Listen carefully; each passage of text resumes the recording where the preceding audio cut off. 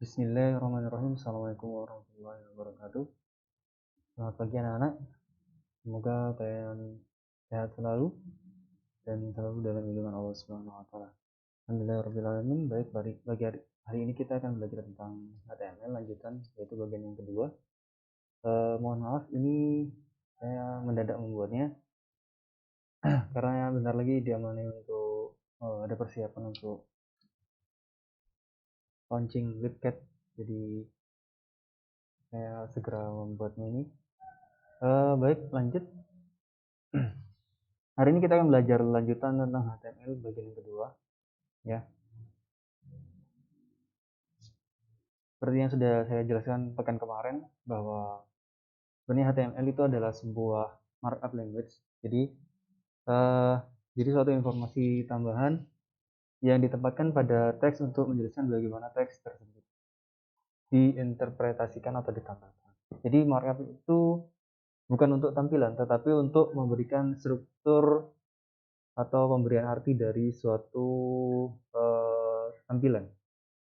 Kemudian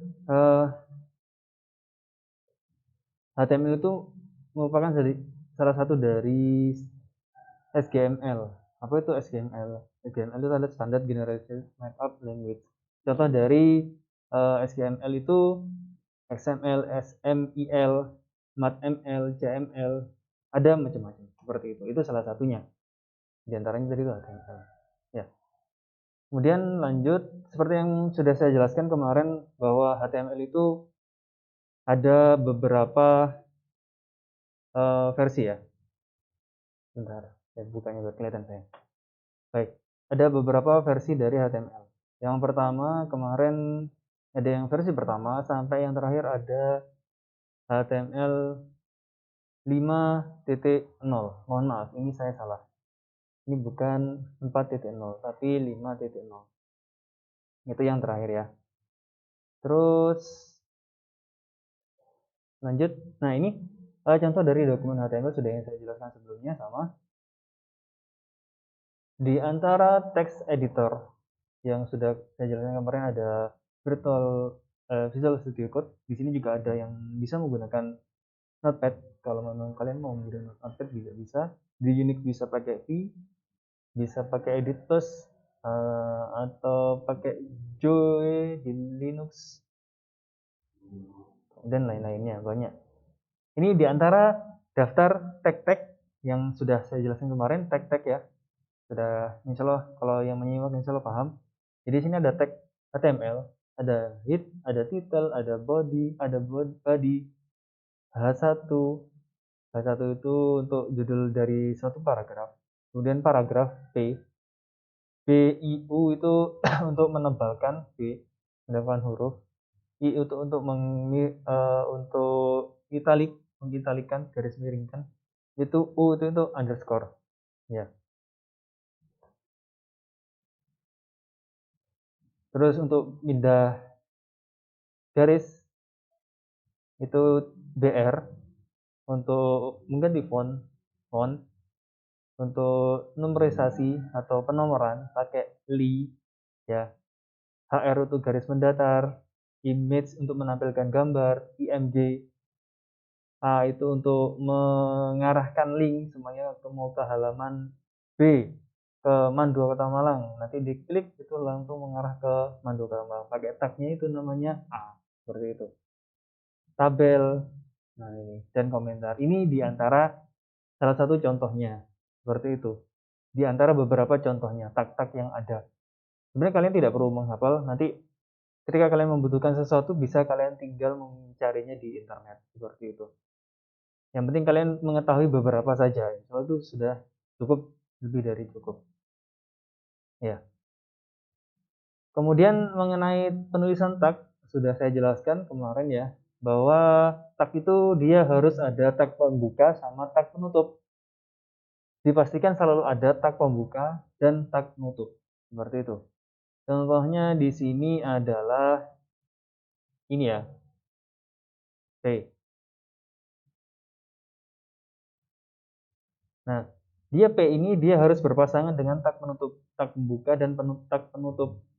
Kecuali yang dia tagnya memang tunggal. Di antara contoh tag tunggal itu adalah BR yang fungsinya adalah untuk mengganti atau membuat baris yang baru. Jadi prinsip di HTML itu ketika kalian spasi sebanyak 100 kali, dia tetap terhitungnya satu spasi. Kemudian ketika kalian tampilkan, ketika di editor itu kalian enter, dia itu prinsipnya sama. Jadi enternya itu dianggap seperti sebuah spasi. Jadi dibutuhkan suatu tag khusus, yaitu diantaranya ini, yaitu BR. Ya, diantaranya itu adalah BR. Semoga kursor saya kelihatan ya. Kemudian yang tidak boleh yaitu tumpang tindih. Contohnya di sini kelihatan ya. Di sini kan ada tag pertama. Kemudian lanjut ke tag kedua. Nah, habis tag kedua itu ada konten. Seharusnya di sini tagnya adalah tag kedua terlebih dahulu karena dia harus berpasangan. Jadi tag pertama, tag kedua, konten, tag kedua, baru tag pertama. Seperti itu. Semoga jelas. Baik, lanjut. Ini dasarnya ya, skema dasar dari HTML. Sudah saya jelaskan pekan kemarin insya Allah. Ini untuk review saja. Kemudian, ya seperti yang saya jelaskan sebelumnya tadi, bahwa HTML itu dia menginterpretasikan bahwa satu atau beberapa space itu sebagai sebuah space. Contoh, ini ya, teks, spasi teks dianggap sebagai teks sama. Kemudian ketika teks spasi teks, nanti anggapan dari HTML juga sama, akan tampilnya itu seperti ini, teks spasi teks seperti itu. Kemudian yang seperti saya jelaskan sebelum juga bahwa browser HTML itu menginterpretasikan enter atau carry return itu sebagai, dan juga tab itu sebagai sebuah space. Jadi prinsip yang sama.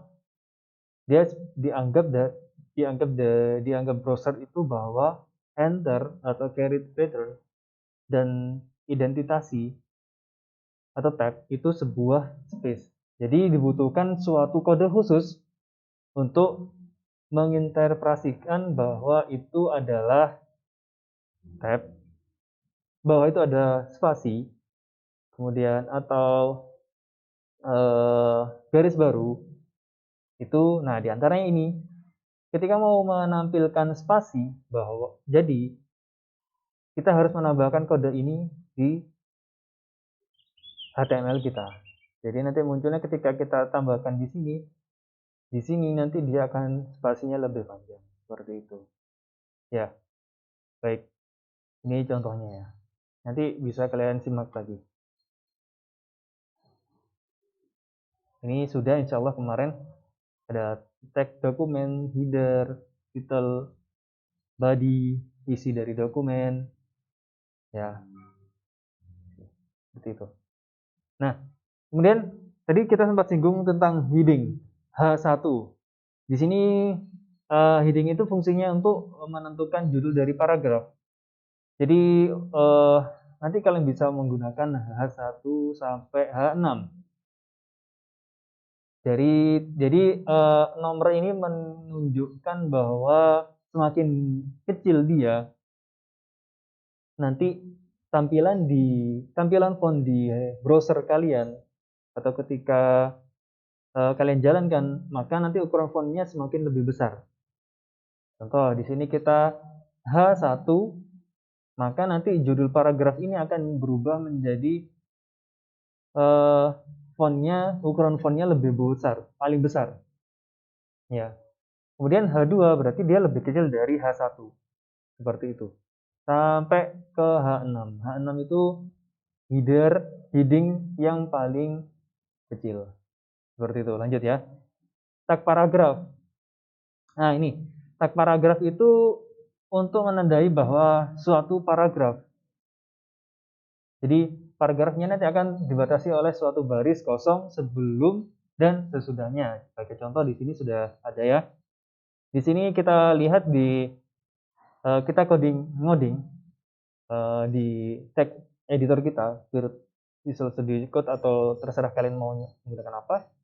Kodenya seperti ini, maka hasilnya nanti akan seperti ini.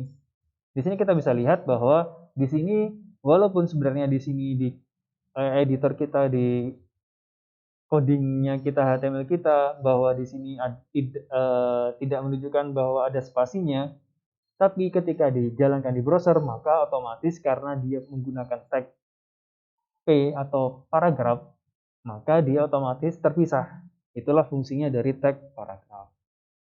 Insya Allah cukup jelas ya. Kemudian tag atribut, jadi ada tadi sudah saya jelaskan ada bold, italic, underline ya. Bukan underscore ya, underline, mohon maaf.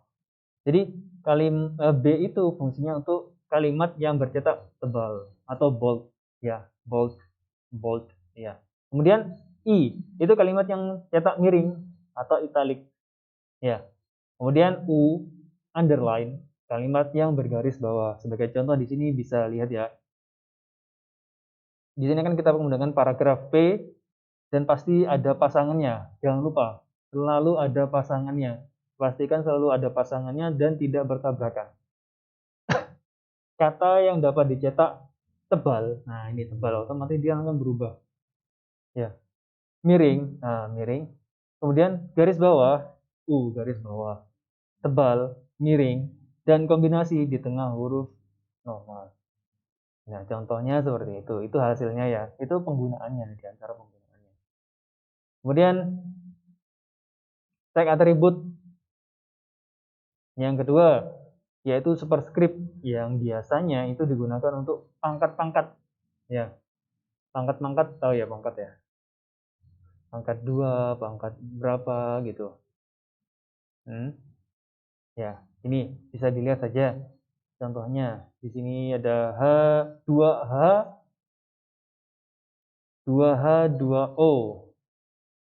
Ya, di sini maka ditambahkan sub itu untuk yang di bawah.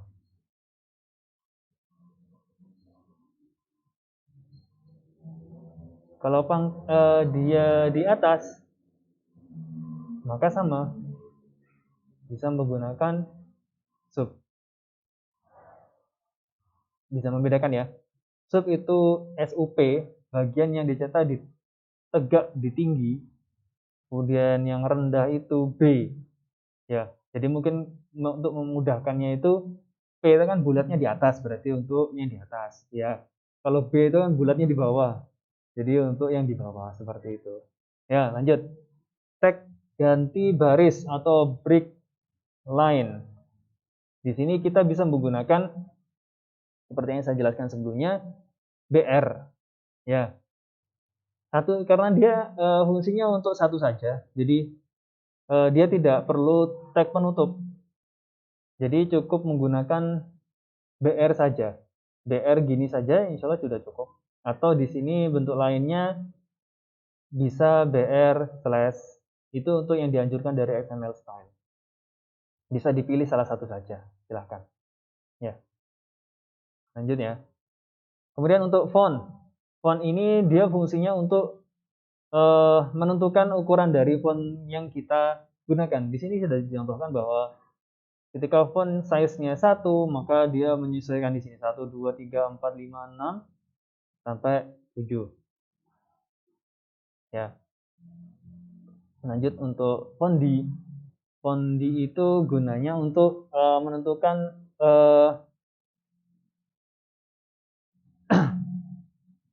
fontnya itu untuk apa? Tampilan fontnya itu apa? Seperti itu. Di sini bisa dicontohkan Times New Roman, Arial, Fourier New. Nanti hasilnya akan seperti ini. Ya, disesuaikan saja. Kalian tidak perlu menghafalnya. Misalnya nanti kita akan ketika membutuhkan bisa cari di internet. Kemudian untuk menentukan gambar, menentukan warna, di sini juga bisa digunakan. Warnanya bisa pakai hex, apa lupa saya hexnya ya. Hexacolor ya. hexadecimal color ya. Ini hexadecimal color bisa menggunakan di sini atau bisa langsung menggunakan ini red, maroon, ya, green juga bisa, tapi terbatas, lebih baik menggunakan hexadecimal saja. Contoh seperti itu. Lanjut, penomoran atau numerisasi. Numerisasi di sini kita bisa menggunakan yang namanya li. Li itu untuk tag pembuka awal. Di dalam li nanti, ya, di dalam li kita bisa menambahkan konten. Kemudian di sini sudah dicontohkan kok ya. Ada untuk li itu dia tampilannya seperti ini. Oh, li itu untuk seperti ini. OL itu untuk membuat nomor urut 1 sampai 2. 1, 2, 3 dan seterusnya. Maka li tadi ditambah atau diapit di dalam OL. OL dan pastikan ada pasangannya. OL pembuka, OL penutup. Pastikan seperti itu. Jadi ketika kalian membuat codingannya, buka dulu OL pembuka, OL penutup, kemudian lanjut ke OL li dan seterusnya. Seperti itu. Lanjut ya. Semoga tidak terlalu cepat. Kemudian HR, garis mendatar, yaitu gunanya untuk memunculkan garis di sini ya. Di sini kita lihat bahwa ada HR di sini. Maka nanti otomatis dia akan ada pemisah garis di sini. Langsung ada contohnya ya, bisa kalian terapkan nanti. Tag gambar, image. Nah, image ini fungsinya untuk memunculkan gambar yang kita punya. Seperti itu ya. Jadi caranya di sini ada tag pembuka image, kemudian src, kemudian nama file, kemudian align ini posisi dari gambarnya nanti mau ditaruh di sebelah mana. Di sini akan hasilnya sebelah kiri, dia maka akan muncul di bagian sebelah kiri. Seperti itu. Ya. Lanjut ya. Tag link. Tag link ini fungsinya untuk mengarahkan ke alamat URL atau file yang akan dituju.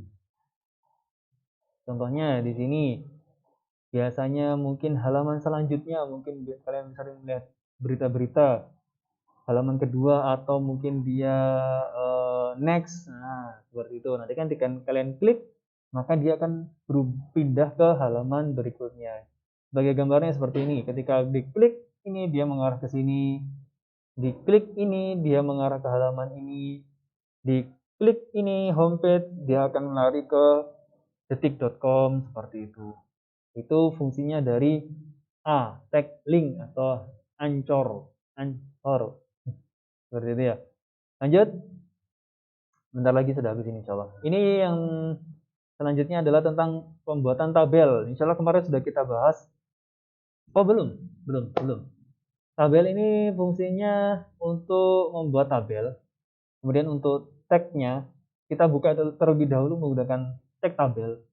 Tag membuka tabel, tag menutup tabel. Kemudian di dalam tag tersebut kita tambahkan tag tr dan tag penutup tr. Tag tr ini fungsinya untuk baris atau row. tr itu singkatannya biar mudah kalian mungkin tabel row.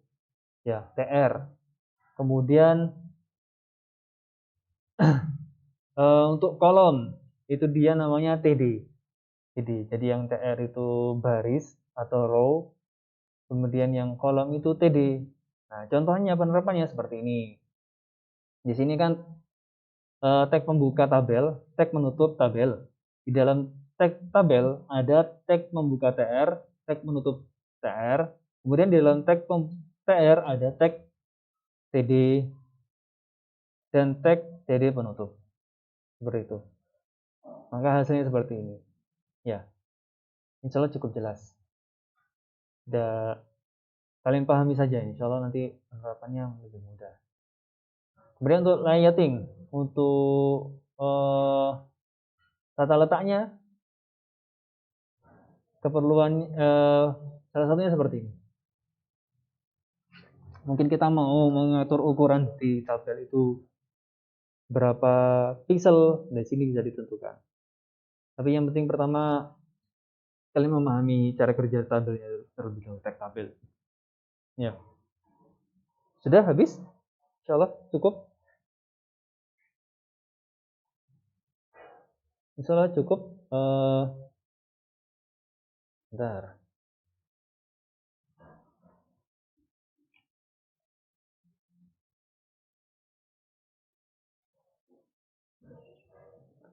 Mungkin itu saja dari saya.